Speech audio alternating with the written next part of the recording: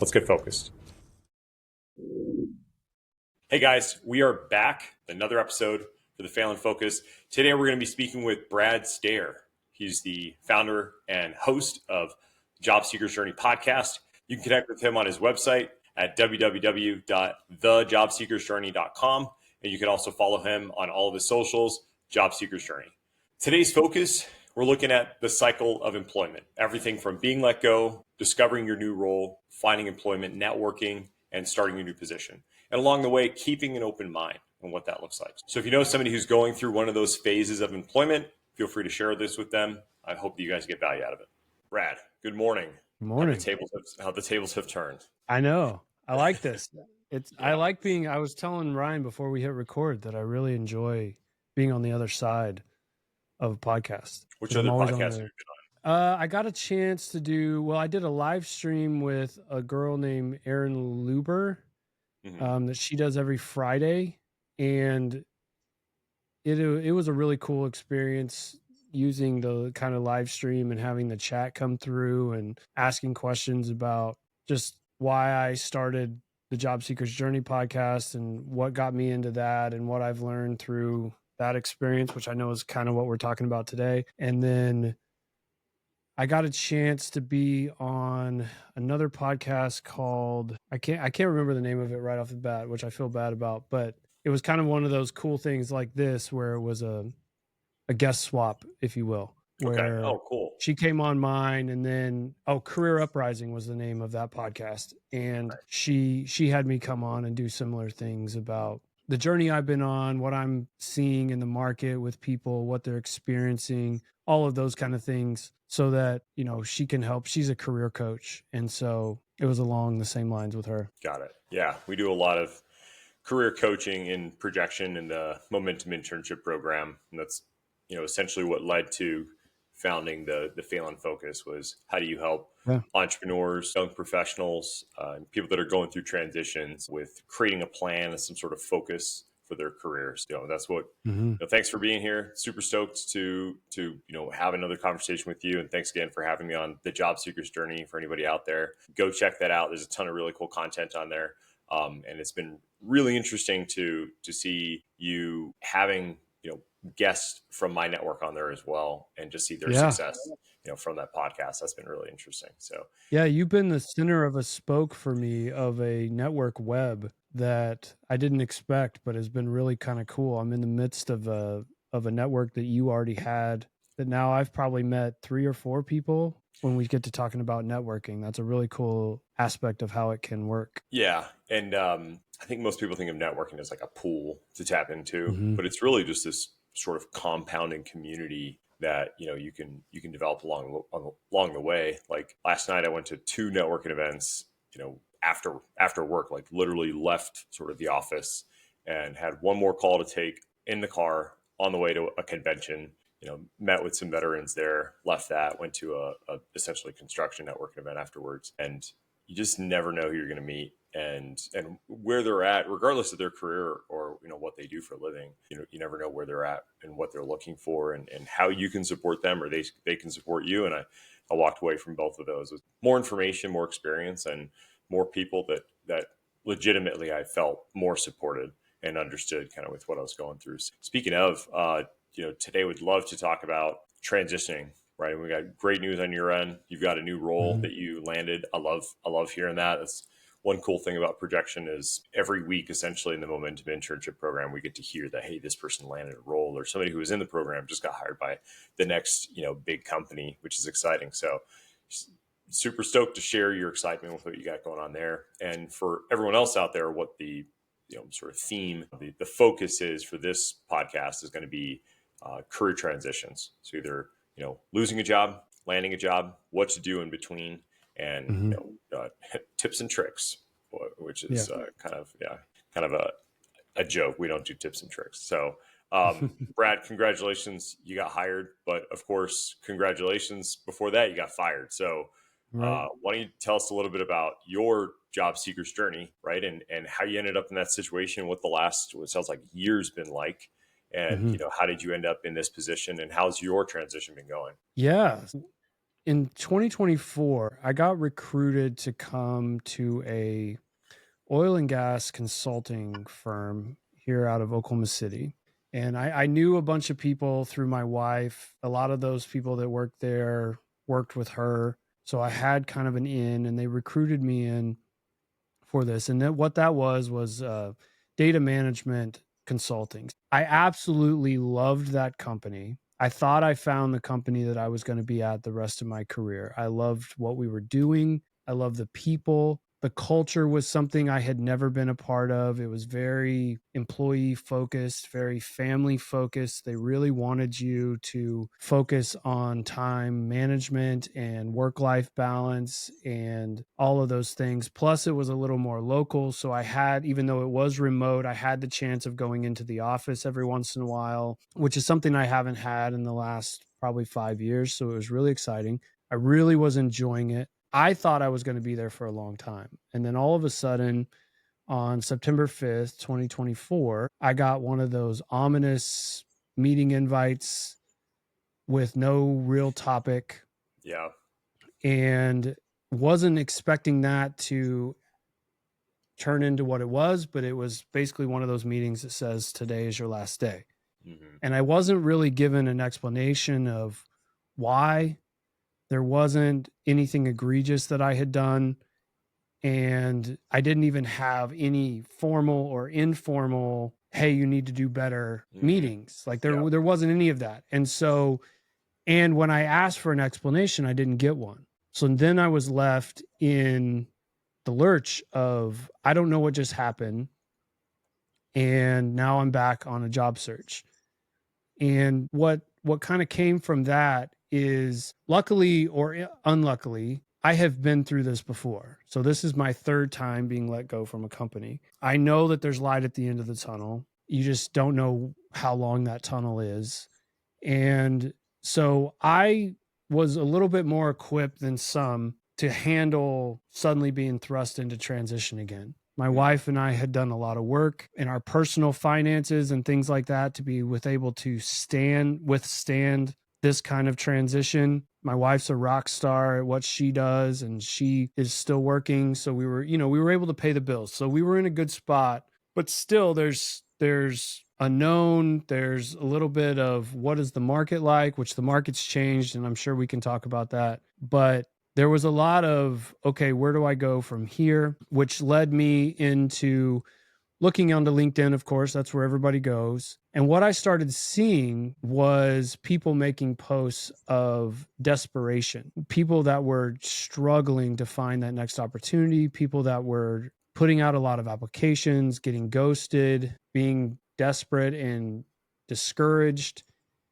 And so I started a podcast to kind of chronicle the journey of the transition, knowing that I'm not an expert in any of it, but I was going to talk to people who were. And the fact that I'm going through it myself kind of puts a little bit of familiarity. So I started that in January while I was doing the search and applying and doing all the things that we'll talk about. And then, a couple months ago, I got a call from a company that I had applied for back in February, went through interviews, got to the final interview, didn't get it at the time. And then they called me back and said, hey, we had another position open up. Are you still available? Are you still interested? And I said, yes. And it ended up working out. So I start on Monday. So it is it's an interesting journey to say the least, but there's a lot that I've learned through the guests that I've had on the podcast, including yourself, that has helped me try to help others going through the transition period. That's wild. I mean, a full year, that's especially when it's not anticipated. I'm sure that you weren't like, okay, cool, I'll take the next year off, right. And just, relax. It's been a continuous effort to, kind of reflect on what happened and try to reassess, and then to come up with some sort of plan of action to, how to respond to the situation. And then you've got to go through the trials and tribulations of, revamping your resume, your LinkedIn, tapping into your network, applying for jobs, that not working out, going to just, events or whatever it might be, job fairs, even if there are any, just, trial and error and trial and error. And then you get leads, and then maybe they work out. You get excited, then you get let down. I mean, it really is a roller coaster. It is. Just to get to, or it can be, just to get to, the next position. So that makes sense that the job seeker journey cast, right? And it's kind of wild that, and you've lived it previously, right? It's your third, transition. And I can relate being in the military, being in the reserves, having to go active reserve, from a reserve contract for, active reserve, back into a civilian role. And, you're prepared, or the role that you had previously before you left, it's no longer really working, or they don't have the bandwidth for you. And you're kind of left, being kicked to the curb and having to, sort of reinvent yourself. And it's difficult to juggle all of that and stay abreast and stay relevant with what's going on, and stay sharp and stay positive. Because it really is just sort of this meat grinder of an experience where, week over week, you're like, all right, here we go. It's, congratulations, that's your new job. Your new job is to find a job, and to go through that experience of looking and discovering, not even trying to replace the job that you had also, right? But really, you, in some cases, you might have to start from scratch in a way where you're like, okay, I need to reassess everything, like the industry I'm working in, the role I have. Maybe that's it. Maybe I'm not a good fit for that industry, or, maybe there's other opportunities. So that's why, this first portion is kind of, Brad, congratulations on getting fired. Honestly, Yeah. It, for everyone out there, it's probably the best, worst thing that could happen, honestly. And, I spoke with a group recently from Edward Jones that they just went through a downsize. And, that was the first thing I said to them was, first off, congratulations. You now are in full control again of your career, and you have basically every option available to you. And a few of them were interested in exploring entrepreneurship and really reassessing, why they were in that career previously, and now that they've gained that experience, so what can they do with that? So I think that a lot of people, they look at their careers almost linear. And I just spoke with somebody yesterday, and they're saying, yeah, what do I do? I feel like I'm starting over, going from healthcare to IT. Like, you're not starting over, you're compounding. So now your IT career is starting on top of a healthcare career. And so you actually bring a lot to the table, maybe not, technically, or even educationally, but you do have a lot of experience maybe in that sector that somebody that did just IT might not. So that leads us into the second portion of transitioning. And what was your rebound like? What did that look like, for you when, okay, you got let go, you go home, you tell your friends, you tell your family, you tell everybody, like, hey, I'm dealing with this thing now. I'm in this situation. You're not even probably thinking at that point, do you know anybody who's hiring? You kind of say it almost like a joke, So if you know anybody who's hiring, that'd be great. It's kind of like being broke down on the side of the road, where you don't want to inconvenience anyone. You're like, hey, I just want to let you know I got a flat tire. I know you're busy, but if you know anybody with a tow truck, that'd be awesome. I'm just going to kind of deal with this and figure it out. So what was your rebound like? Yeah. So, especially when it happens suddenly. Now, sometimes you see it coming, depending on what industry you're in. Like, the first time I was let go was in the oil and gas industry. So, when there's an oil downturn, oil companies and oil service companies are pretty notorious for having layoffs when there's a big oil downturn, right? And that happened in 2015. So we kind of knew that they were going to be doing that. And so in some ways, you have a way to prepare for it before it happens, to where it's not as big a shock. When it is a shock like this one was, it's like a gut punch right off the bat, because it really is a rejection, your first rejection you're going to experience throughout the transition period. And the one thing that I've seen a lot of people do, and this is especially men that I know, is you just get into almost like a state of shock where you just automatically start applying or start updating your resume. You don't deal with anything. So the first thing I've always told people, and that I've really tried to take the time to do, is you got to take a second to breathe. And you got to take a second to feel whatever feeling is coming to surface. So for some people, that's sadness. and that's understandable, especially if it's your very first job coming out of school. You put a lot of identity into that first job, and you put a lot of your self-worth into what you're doing and trying to climb that ladder. So when they let you go that first time, it really hurts a lot. But a lot of people don't process that, and they don't let themselves sit in that feeling for a second and really feel that. So for other people, it's anger. They're upset that something that was completely out of their control has now affected their ability to provide for their family and taken away their security and all those things. So people are angry. I heard about this book, and I can't remember the name of it right off the bat, but one of the first guests that I had on the podcast told me that there's a book out there that says just underneath the loss of a loved one is the loss of a job in terms of trauma for people. Wow. And it makes a lot of sense. And there's a lot of people that put so much identity into their work that when you get let go, it's almost like you lost your identity.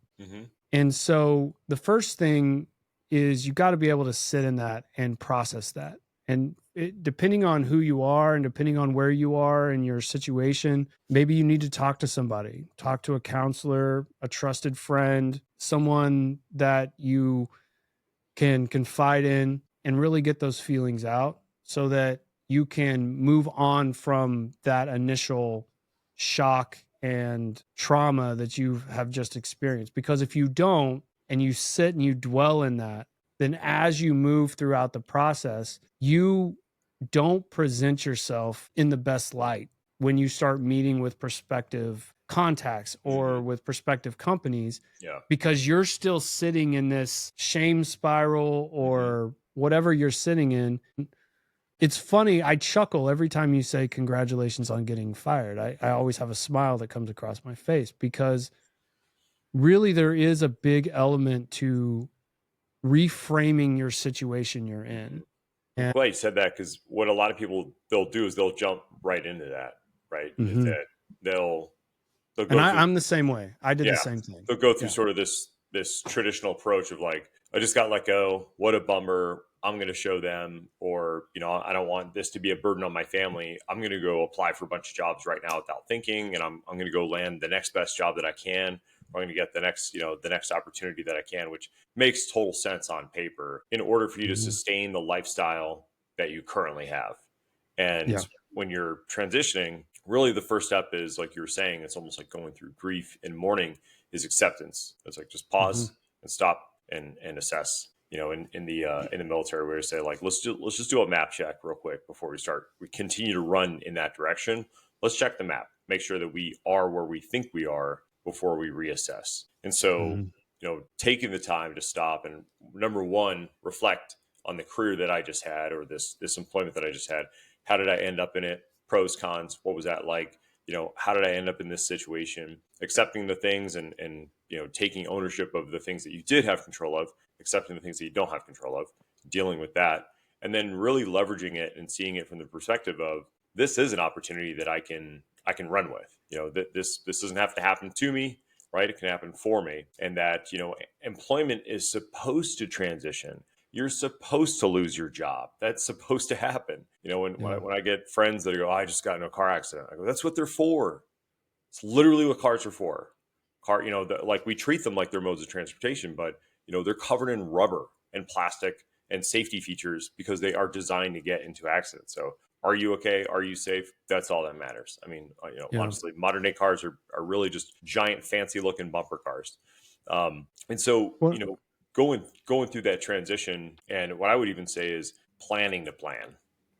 Because I mean, planning alone is a pretty big step. And like you were saying, like, you want to make sure that you don't rush into anything too soon, because this is an opportunity that you don't want to squander. And you could just end up in some other job, or end up doing the same thing, or working for a competitor. And then, like you were saying previously, without really processing it, when you go to that interview, it's like sitting down with somebody who just got through a breakup that's really raw, and they're just ranting about the relationship. And it's like, dude, you should be in therapy. You shouldn't be out at the bar trying to meet new people. Yeah. So really taking the time to go through that. So when it comes to planning, so, going through that sort of grief phase, that acceptance phase, because you're creating this massive paradigm shift in who you are, your ego, your lifestyle, everything else.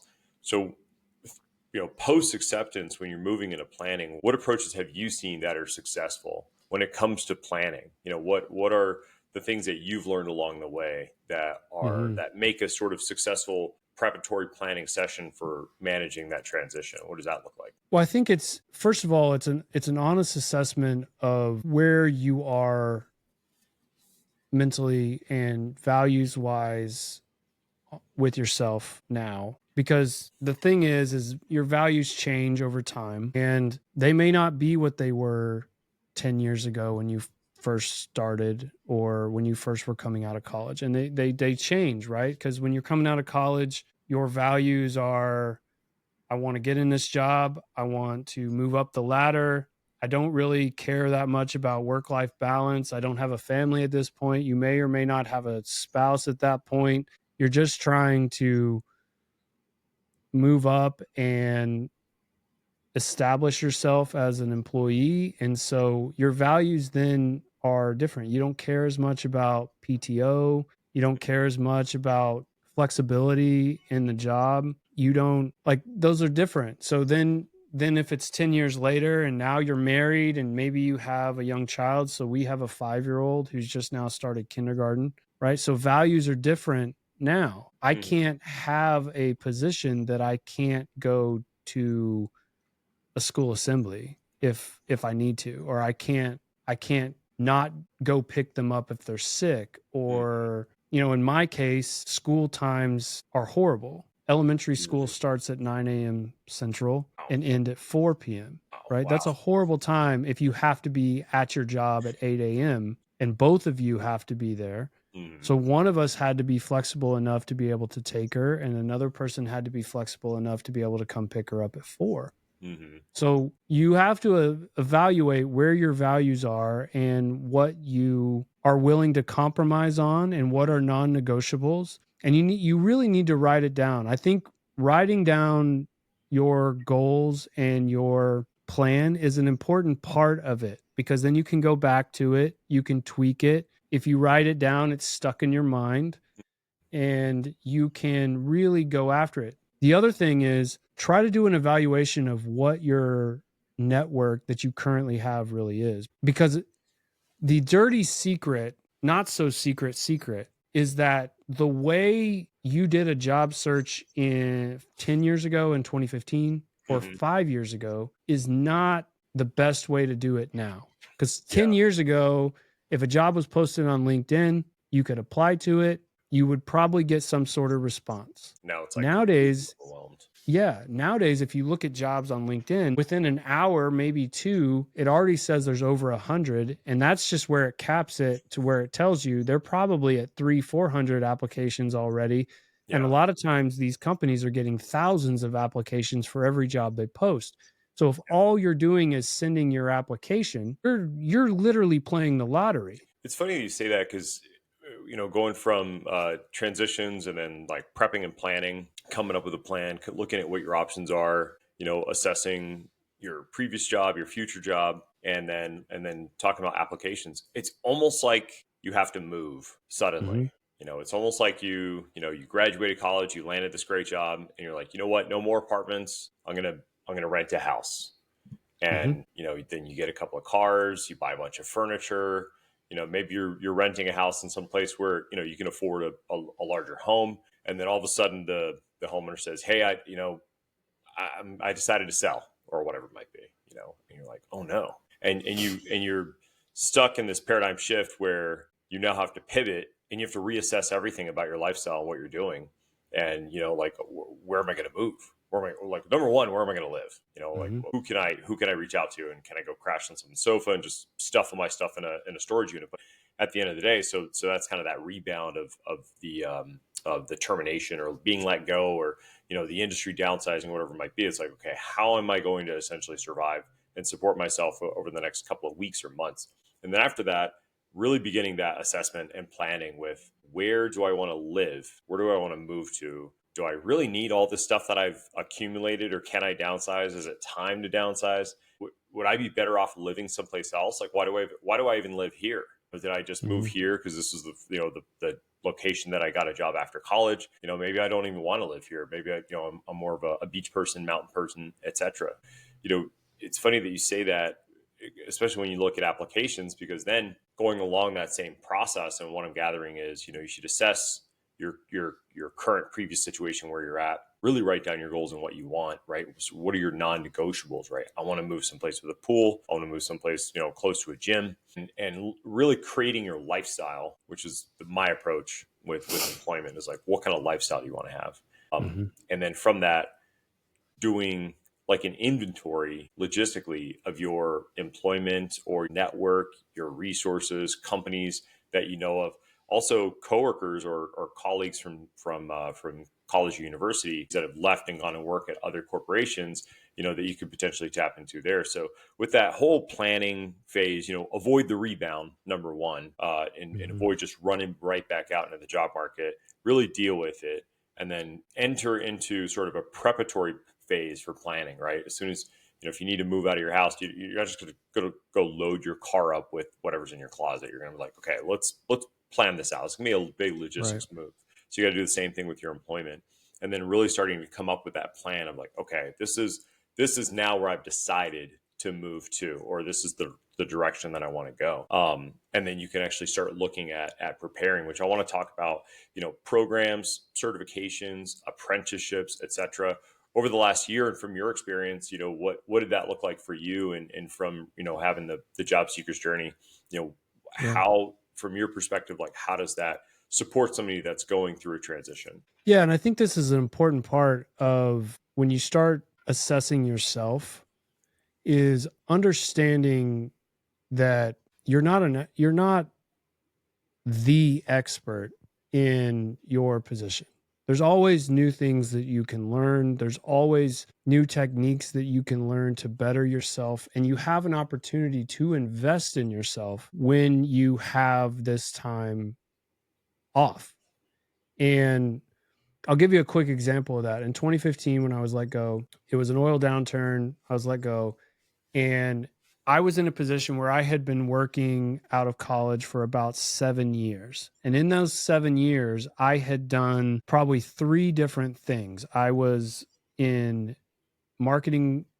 I was a marketing coordinator where I took in orders for oil and gas service company. And on the side, I was also a project coordinator, which is how I knew I wanted to get into project management. Mm.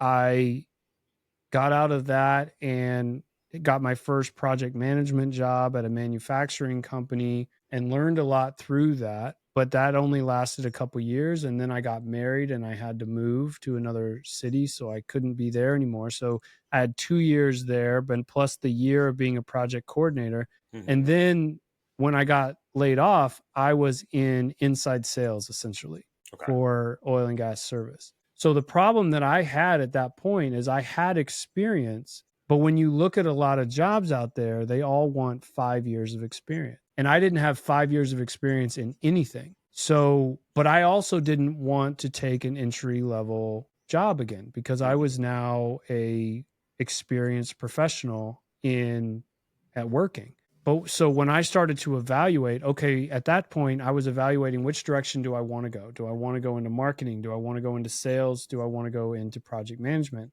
And I knew that project management was the way I wanted to go. And so I had just enough experience to apply for a PMP certification. And I knew that if I was able to get that certification, that even though the number of years didn't show up in my resume, I had that backing me saying, I am certified in this and I can work on this project regardless of what industry I'm in. I know what I'm doing. There's a part to the PMP too that I love that nobody talks about, which is there's an integrity piece to that, which Mm-hmm. means Mm-hmm.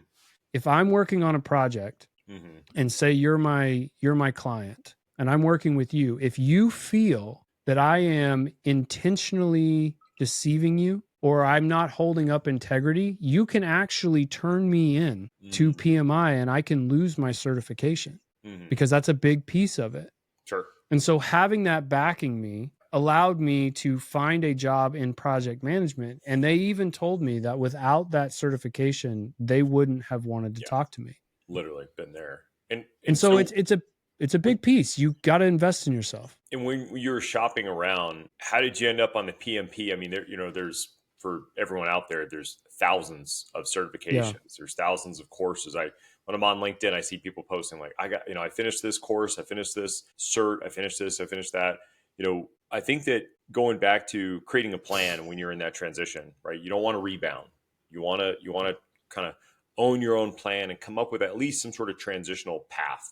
I think that certifications and internships, apprenticeships, any sort of professional development program that's out there is a solid thing to kind of hold you over and ensure that Mm-hmm. you have something going on. You have something positive to talk about, right? It's almost like, you get out of a bad breakup, you've got to replace that with something else. You can't Mm-hmm. just go right back into the dating pool. It's like you should probably go to the gym, get a new hobby, take better care of yourself. And so the upside about a lot of these certifications and training courses is that it gives you something to focus on for 6 weeks, 8 weeks, 12 weeks, Yeah. etc.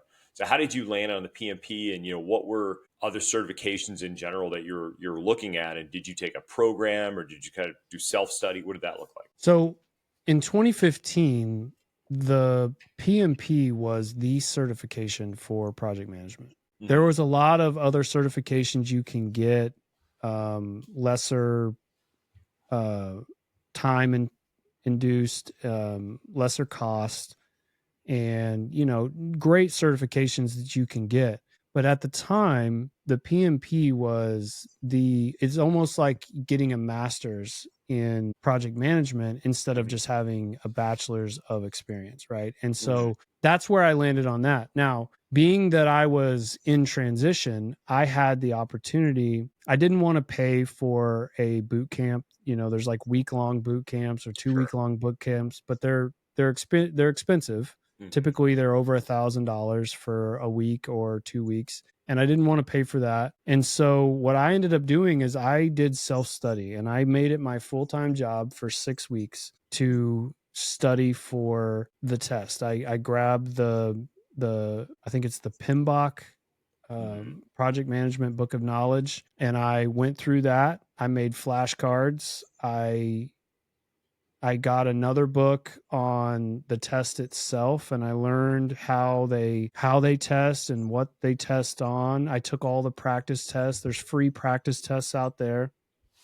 And I did all of those things before I went in and sat for the test, because it's a 4-hour test. It's on a computer. It's a pass fail, and it's expensive. It's $500 for the test or whatever. And so you don't want to have to take it again. And so I just made it my full-time job to really learn everything that I can learn. And I took every practice test, and I looked at what I missed and why I missed it and all of those things. And one of the best feelings I've had, other than the birth of my kid, was when it came up on that computer that I passed. Because all it said was pass, not passed.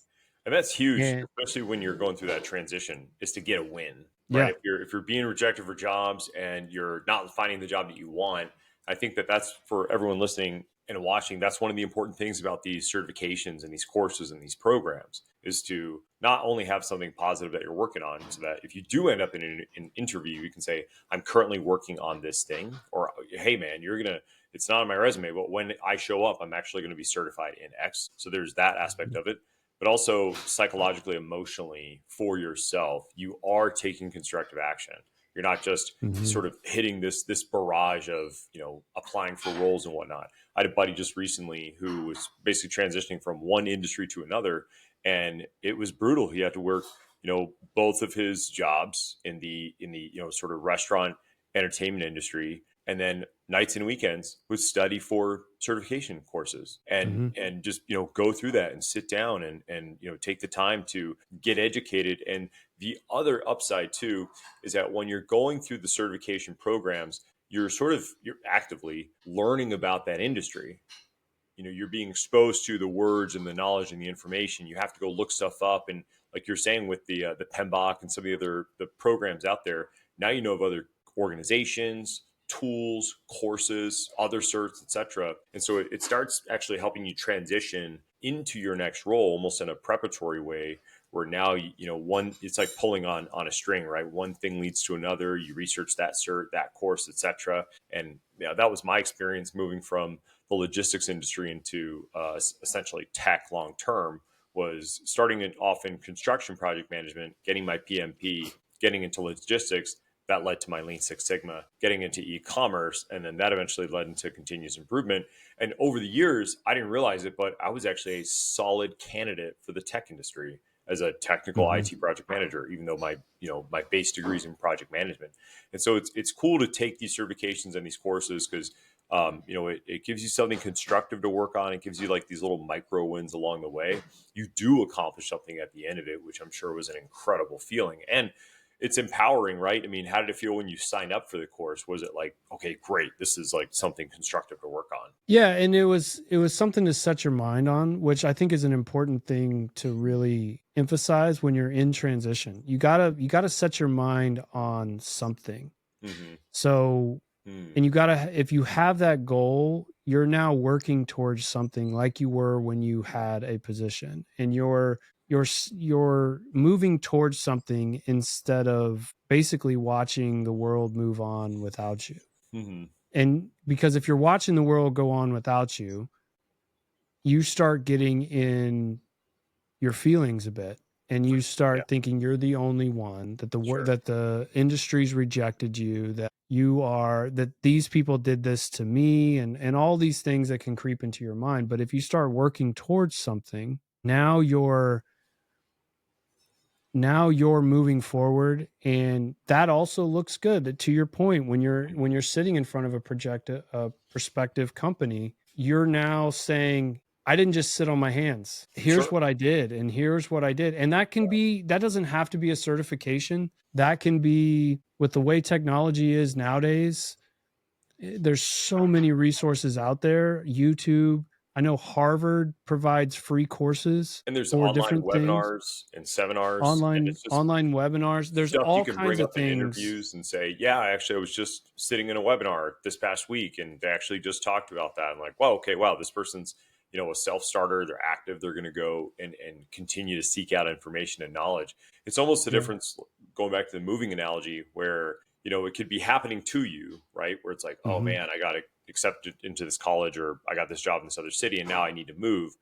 And you can treat it like this massive logistics undertaking, or accept it and treat it like a road trip.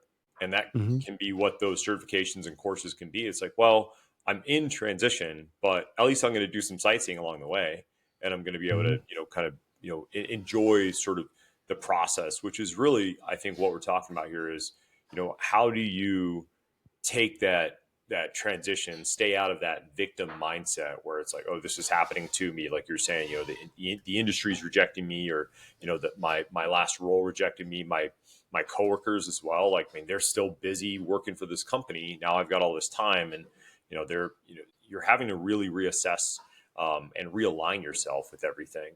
And so the certs, the courses, the trainings, the webinars, the seminars, like, and that goes back to like establish a plan, like, right, Hmm. so accept the transition, own the transition, create a plan, like, prepare, establish a plan, and then in that plan create some milestones, create some wins for Yeah. yourself. And it might also literally be go on a road trip, go check Right. something out that you've never been, get out of your house, go visit friends and family that you haven't seen for a while, because you can study for those things along the way. And I've seen people do it. And what's also interesting, segueing into like networking and mentorship, is when you're getting these certs, it's exposing you to different conversations, different people, different organizations. So over your journey, how's your networking and experience been with, mentorship, and what was your support structure like? Yeah, and I definitely will answer that, but I also want to throw in one other thing on the certifications and all that stuff is, don't overlook volunteer opportunities either. Mm.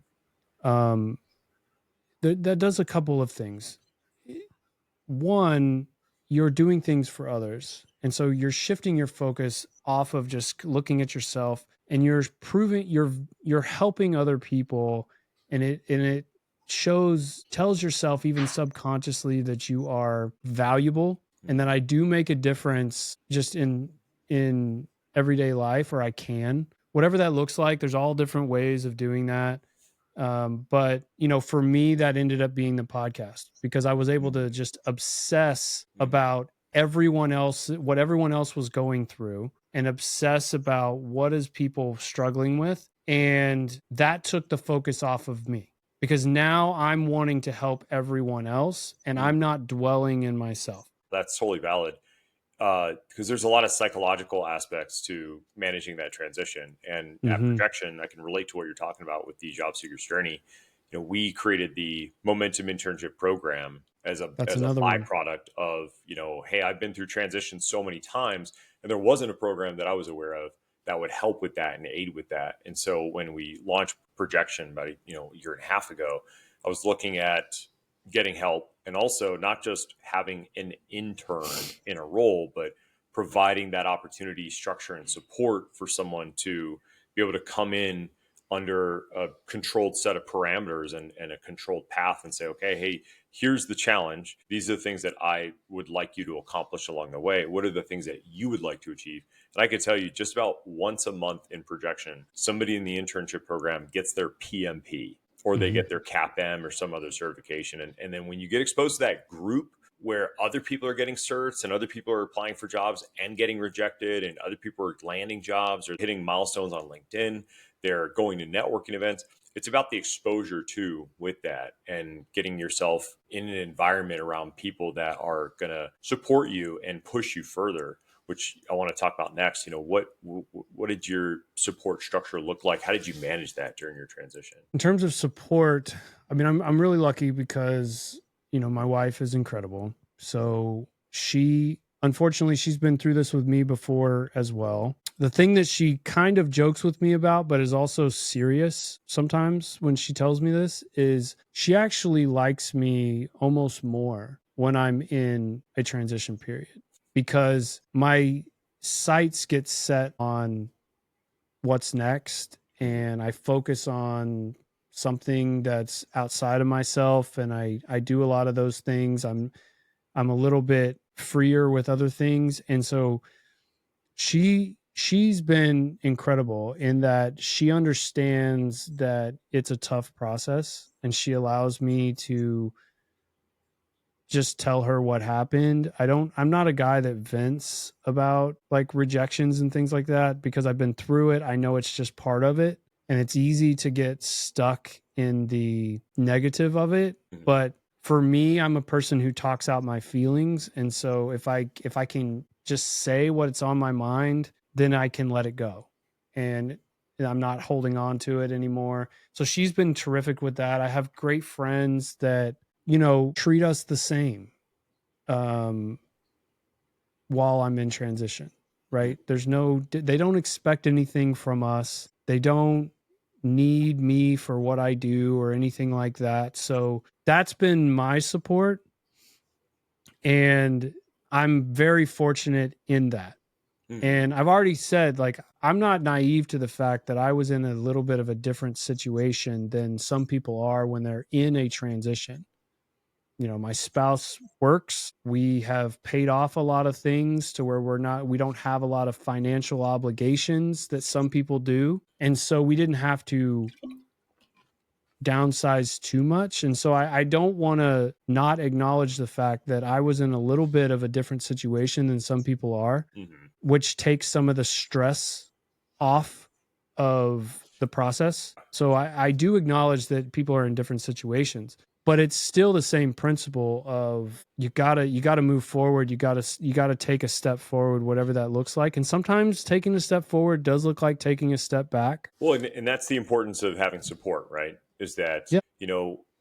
Obviously, if you're able to support yourself, that's one thing. That's fantastic. But now you're in a position where you're dealing with a lot of rejection, failure. And if you're not used to it, if you're not acclimated to it, it's going to put you in an environment where you could potentially struggle mentally, emotionally. And that's why it's important to, when I was speaking with the Edward Jones guys, that's why it's important to have sort of an accountability buddy. I remember when I had a contract that was going to continue here in Las Vegas, and contract fell through, and I just landed my property, and I had basically 30 days to land a new job. And so there was a job seeker buddy that I had where we would show up to a cafe once a day for an hour and apply for jobs together. And when they got a win, it was kind of a team win. We would trade tips and tricks and whatever that might be. So that was almost peer-to-peer support. And then I had some friends and colleagues, some mentors, and then I even had mentees, believe it or not, during that transition, that kind of like what you're saying about volunteering, that with my free time that I had available, I was able to give back and mentor some guys that were maybe graduating from college, even though I was in that situation. And so having a variety of support, right, it doesn't have to be just your friends, your family, your neighbors. It could be a part of tapping back into that network and saying like, hey, who's available? And some of them might even offer, hey, keep me posted, reach out if you ever need anything. Let me know if here's some good ideas or some companies you should look at. Reach out to me if any of them get back to you. And it really starts to turn sort of this communal thing, this community effort, which honestly is what it takes for some individuals, is not just keeping to themselves and then trying to replace their job, but really shifting their entire life and their perspective. So who did you find supporting you that you didn't anticipate would kind of be in your corner, in your ring during that process? Yeah. And when you get to that networking piece, the thing that has really come to light in this transition more so than before, and part of it's because of the podcast, and part of it's just because I've opened my eyes to it a little bit, is there are a lot of people out there that are willing and able to assist you in your journey. So, but what it takes is it takes some work on your part to approach those situations correctly. And what I mean by that is it's so easy because you're looking for a job to approach things with a transactional approach, meaning you're approaching somebody with something that you need, which is a job. And you go to them, if you go to somebody, especially if it's a contact, maybe you just met at a coffee shop, or I met a contact at a gym one time that turned out he was the CEO of his company. And, I asked him if he was willing to go to lunch. Well, if I approach this as a transactional thing, and if you approach contacts or people that in a transactional manner, you're throwing all the burden on them. You're telling them, hey, I need a job. Do you know of anything? And all you're doing is giving them action items to do, right? And now you're putting them in a position of, I need you to do something for me, and I'm not really doing anything for you. So it's not even really transactional. It's you're taking. You're not giving anything, you're taking. And really the options you're giving them are limited. Either hire me if you have a job, or don't, or tell me if you know somebody that has a job or not. And that's it. So you're right. It can be approached as transactional. And that's the opportunity, honestly, with transitioning from one career to another, is it really is a growth opportunity, right? I mean, when you're working for an organization, for the most part, you're helping an organization grow, or a team grow, or a project grow. You don't really have the time to focus on yourself and what you're up to. And so going through that transition allows you to take a step back, assess, reflect, plan, and then be intentional at the end of the day about getting certifications, trying to land a role that maybe you wanted in the past, that you settled previously, that you might actually be better qualified for. And then also approaching it more of like a discovery process, like exploration, as opposed to just, a to-do list. And then when you're outreaching and networking and asking for support, bringing those individuals a part of your journey, right? Bringing them a part of your discovery process. Hey, I think that I would be a good fit in this industry, in these roles. This is what I'm doing to get there. This is who I've talked to. These are the certifications that I've worked on. This is my resume. Not, do you know anybody who's hiring? What do you think? And they might say, actually, you'd actually be a perfect fit for this role in this company, or this role in this industry.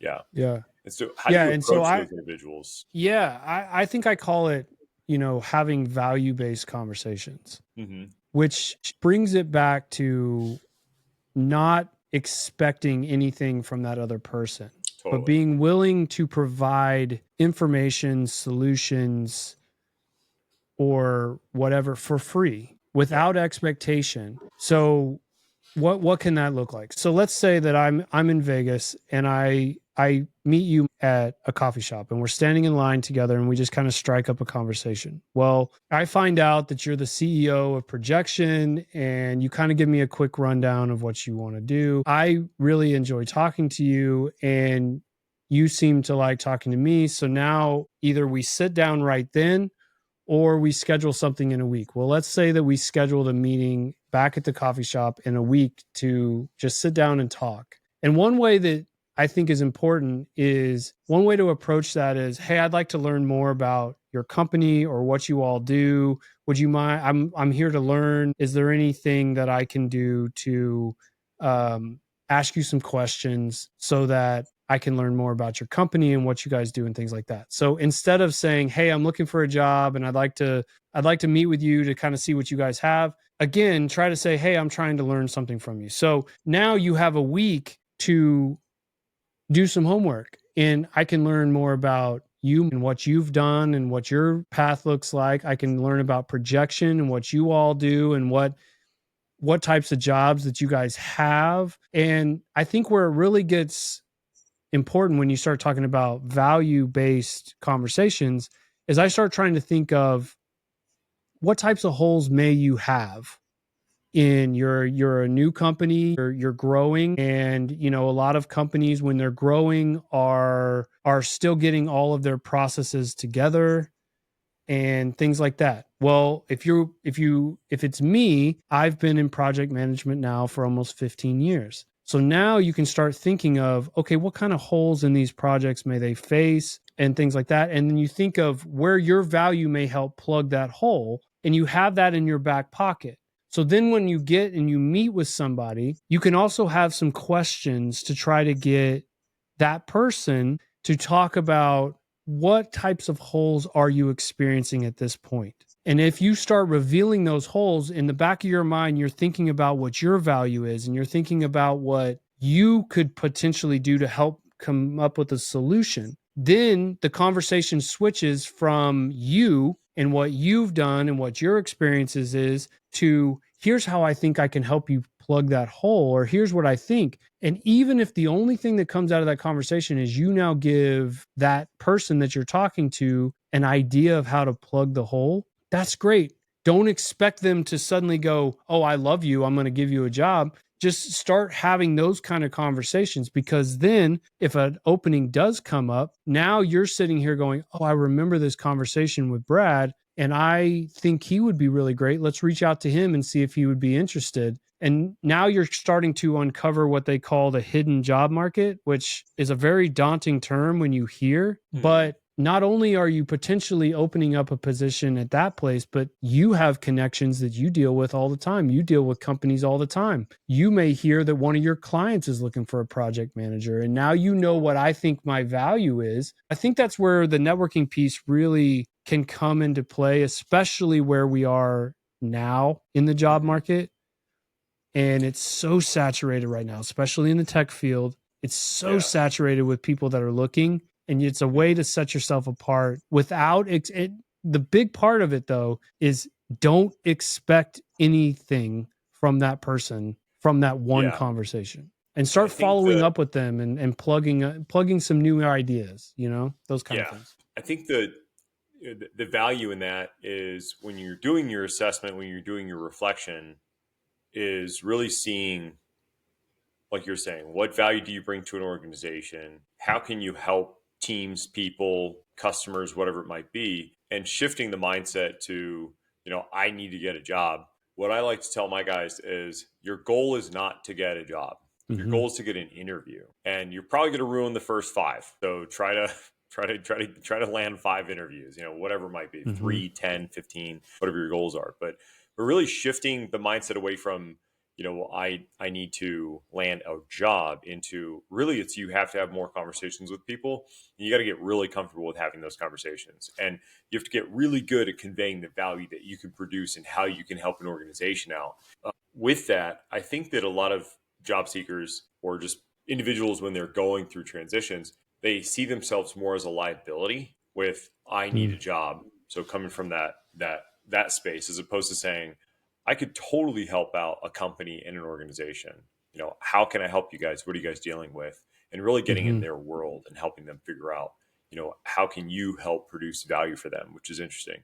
And yeah, regardless of who you connect with and the advice they give you, not everyone's advice is good advice, but regardless of who you connect with, the advice that they give you, the connections that they help you make, whether you're at networking events, etc. At the end of the day, being in a space of gratitude, because it is, case in point with your podcast, it is a journey that you're going through. This isn't just, a temporary transition, but you're really moving through your journey of employment. And so, what is gratitude? And you mentioned helping others along the way with volunteering. What is gratitude and helping others, whether you're selected or not for a role? What's your approach to that? Or, what are your thoughts on that? I would say it changes how you answer questions, and it changes the way you present yourself to a potential employer, a potential professional contact, and just an acquaintance in general, in that having gratitude for the jobs that you've had, even if it was a really tough job, goes a long way and changes the way you answer questions when you are in interviews or are talking to people, and how you speak about your former employers. Right? I mean, I've even had in an interview, I had a person ask me a couple of really tough questions. And some of them were about past employers, and some of them were about gaps in employment. And after I answered them, and I answered them in a positive way, and you always want to, when you are evaluating your past experience, every job is like a stepping stone of some sort. And it doesn't have to be in like climbing the corporate ladder or something, but you're always learning something, and you're always gaining some kind of experience and things like that. And even if the end wasn't great and suddenly they just cut you loose and all those things, if you can find the positives in every position that you were in and are able to speak to those, that just sounds so much better than if you're like, well, I was at this company and the culture sucked and my boss sucked and we just didn't get along, and it just was a place that I just knew was going to be hell for me, and I had to get out of there, right? Well, okay, that's one way to say it. Or in my case, I had a job that I was in for 7 months, the only job I've ever left. Now, it's important to note that this was after one of the transitions, and it's one of the mistakes I made in that part of I took a job because they offered it. And I didn't do a lot of due diligence into what the company culture was. I didn't do a lot of due diligence into whether or not I would be a good fit culturally there. I just needed a job at the time and I took it. Now, when I get asked about that, and it was a hard environment to be in, my boss and I had differences in philosophy of how we should handle projects and things like that. But there's a lot that I learned from that. And you can spin that in a way where you are able to say, I learned a lot about the type of culture that I want to be a part of. And I learned that the culture that I was in, even though I learned a lot and I liked a lot of the people that I was around, and it was a great company and they do really nice things and all these things, it just wasn't the right cultural fit for me. And now I know what I'm looking for. And hence, while I'm sitting here in front of you now it's more positive, and you're not sitting here just dumping on some other company, because that kind of stuff gets around too. And that person can think, my gosh, if we end up letting him go, what's he going to say about us? Yeah. And when you were speaking earlier, it's important, I think, for candidates to remember that you have power too. You have power too. And you're not just a pawn in their recruitment game. You have the ability to evaluate whether or not that company is the right fit for you. Yeah. And I know I had a company that wanted to move forward with me, but I knew culturally we didn't fit. And because of a past experience where that was the case, I didn't move forward because I knew it wasn't going to be a good environment for me to be in based on where I'm at and my values now. And you have that power too. And it's scary when you're in transition to say no But having that power presents confidence and I know what I'm worth. I know my value. I know where I can help you. And it makes you present yourself in a more desirable manner so that that company can really see how you can bring economic value to them, because that's what they're looking for. They want to have economic value for themselves, and you need to present how your value will bring them economic value. Yeah. And I think going back to really understanding what the value is, right? And looking at this from a big picture standpoint and shifting your perspective, not just from this rebound, like we talked about earlier, with I just need to replace my job. Like you were saying, you took a job because you needed a job and it didn't work out. And I've been in Mm-hmm. that situation before where I landed a role and I wasn't happy with it. It wasn't really what I signed up for. And I thought about bouncing to another role, and I realized that if I do that, then now I have these quick pivot transitions on my resume, and that's not really worth it. So maybe I'll stay in this position and try to leverage it, get more certifications, maybe work on a different type of project while I'm here to really prepare myself, for a better transition instead of just these pivots from role to role, which can be rough because then, like you said, you have to explain those in the future. So being a little more Mm-hmm. strategic around it versus tactical, right? So there's a lot of tactical aspects that we've talked about in the past, and that I know you cover on the job seekers journey with how to approach job applications, how to approach discovering kind of your role and your niche and networking and all sorts. It's a lot of really great tactical things, and what I want to cover kind of as we wrap up is more of the strategic view of it, that you are in X phase of your career, and Mm-hmm. that there are other transitions that are going to happen in the future, and that it really is, and the reason why we have you here is that it really is a journey that you're going on. And so the people that you meet, you shouldn't treat them transactionally, or you shouldn't allow them to treat you transactionally, because you never know where they're going to go in life and how you guys can work together in the future. And going back to having a mindset of gratitude, where even if they say, hey, have you thought about looking on this website, or have you reached back out to this person that we used to work with, and if it works out or not, saying, hey, I really appreciate you supporting me. I did speak with them, I did check that out, I didn't really find anything, but honestly, I do appreciate the support. And really bringing it into a communal approach to landing your next role, so that you can transition into the next phase of your life and continue to grow and give back. So yeah. Brad, any final thoughts or anything else you want to cover? The only thing else that I would say, and I think this covers in the strategy portion, is I'm in a unique position right now of, with the podcast, I'm constantly watching what people are posting, what people are saying, the struggles they're having, and all of those things. And the reason why that's a unique position is I have immense compassion and empathy for anyone that's going through a transition. It's tough. It's just, it can be hell. And I have immense compassion for that. But on the other side, sometimes I see people post things. For instance, I saw a person post that they've been out of work for a year and they've put in 1,200 applications and gotten 5 interviews out of it. Now, on my side, I have the compassion side, and then you almost want to give them a hug and say, you're going to be okay. Like, I have immense empathy because you're trying so hard to get a job. On the flip side of that, I'm thinking you are not evaluating your strategy at all. You're doing the definition of insanity right now, of just sending out blanket applications, hoping for the best, and you're not adapting at all. And what I would say is there is a constant evaluation of strategy that you need to do throughout your transition period. You are going to find the next thing and you're going to thrive at that next thing because of the experience you just had. And if you can have that mindset and kind of reframe it a little bit, then you can really thrive in that next thing. And you never know what conversation you had at what point, or what application you put in at what point is going to be the one that sticks. Exactly right. And to kind of summarize the whole conversation, it's not happening to you, it's happening for you. Mm-hmm. It is a massive opportunity. And at the end of the day, the goal is to really reassess and know what you want to create, who you want to work with, the value that you produce, and get in front of people. Be Mhm. grateful and appreciative of all the experiences that you have along the way. It's a massive growth opportunity. So, approach it that way. And at the end of the day, there's resources out there. There are people going through the same thing. And it's really on you to seek out and find those things.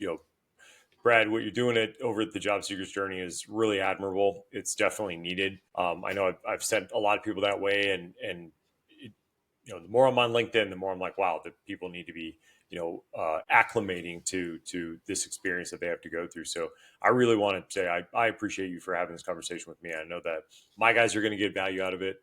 So they're definitely going to enjoy this, and it's been a pleasure having you on, Well, and I look forward to having more of these conversations in the future. yeah, thanks, Mark. And I know I've told you this every time I talk to you, but I think the Momentum internship program is the coolest thing I've ever heard of.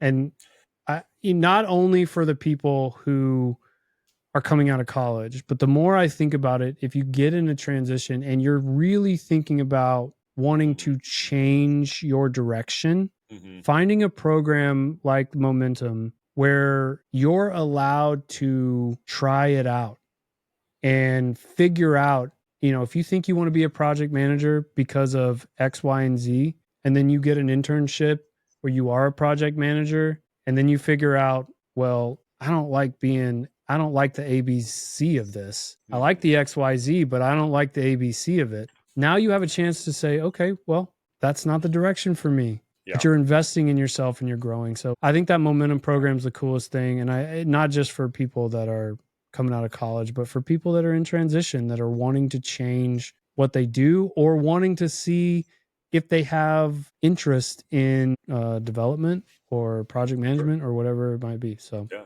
Right on. Brad, I appreciate it. And yeah, yeah, I look forward to having this conversation again in the future. sounds good.